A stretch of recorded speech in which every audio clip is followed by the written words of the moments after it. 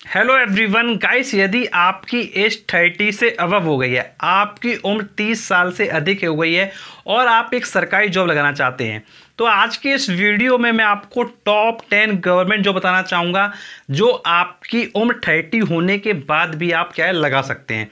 तो चलिए अपना वीडियो स्टार्ट करते हैं और वन बाय वन सारे पॉइंट्स को कवर करते हैं। तो देखिए हम बात कर लेते हैं फर्स्ट जॉब की। तो देखिए फर्स्ट जॉब है आपका टीचर का जॉब।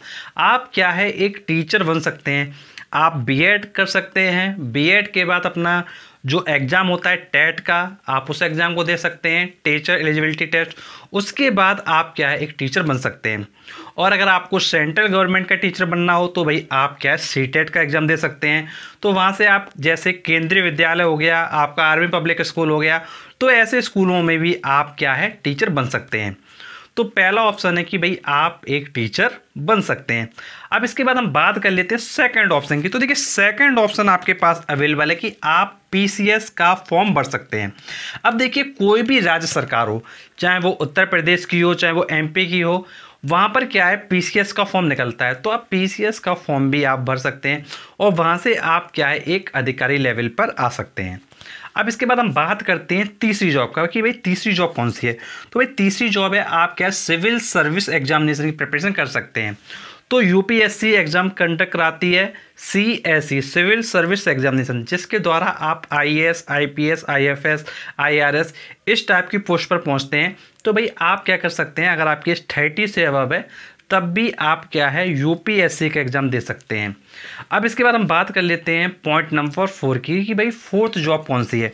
तो देखिए फोर्थ जॉब की हम अगर आपसे बात करें तो भाई वो जॉब है आपकी आरआरबी एनटीपीसी। आप आरआरबी एनटीपीसी का भी जॉब क्या है लगा सकते हैं। तो आप आरआरबी एनटीपीसी की तरफ भी मूव ऑन कर सकते हैं।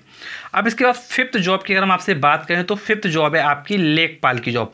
आप लेखपाल की जॉब के लिए भी अप्लाई कर सकते हैं।